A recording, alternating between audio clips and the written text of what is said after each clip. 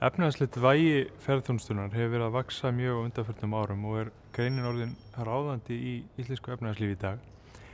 Allar breytingar á henni hafa því töluvert mikil áhrif á hagvöxt, atvinnusköpun, gengisþróun og þar með á verðlag og kaupmátt íslenska heimila og þannig að allar breytingar í ferðaþjónustunni að hafa áhrif á okkur öll.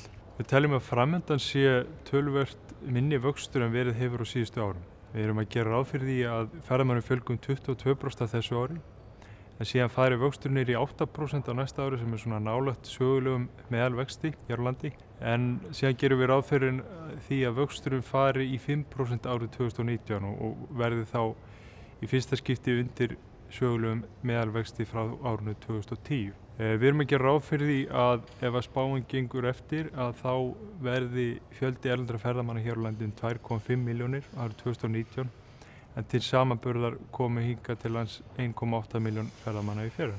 Það sem kom mest á óvart var eiginlega fyrst og fremst tvennt en það snýr bæði að samanburði ferðaþjónustunnar við önnur lönd. Annars vegar eru það raungengisbreytingar hér á landi og tengsl þeirra við fjölgun ferðamanna og hins vegar erum að ræða hlutfall ferðaþjónustu í útflutningi.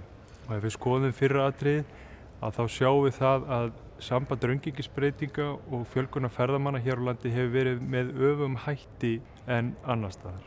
Við skoðum 39 lönd og komumst að því að Ísland var eina landi þar sem var tölfræðilega marktæk jákvæð fylgni milli raungengisbreytinga og fjölgunar ferðamanna í kjölfarið. Þetta eru töluvert jákvæðar fréttir fyrir okkur Íslendinga. Því þær benda til þess að næmi erlendra ferðamanna gagnvart breytingum í raungengi og þar með breytingum í verðlagi íslenska ferðaþjónustu í erlendri mynt töluvert minna heldur en það í öðrum löndum og þetta ætti svona að geta dregið úr áhyggjum manna að fækkun ferðamanna hér á landi sé framundan. Ísland í hópi þeirra landa þar sem landsframleiðsla mann hvað hæst í heiminum. Og ef við skoðum þennan hóp að þá sjáum við það að Ísland sker sig nokkuð vel frá hinum löndunum. Þannig hlutfall ferðaþjónustu á útflutningi margfalt hærra en gerist og gengur í hinum löndunum. Þar sem sterk tengsl á milli landsframleiðsla mann og lífskjara þá bendir þetta eindregið til þess að góð lífskjör hér á landi verða miklu meira leyti skýrð með ferðaþjónustu heldur en í öðrum löndum sem búa við sambærileg lífskjör og við.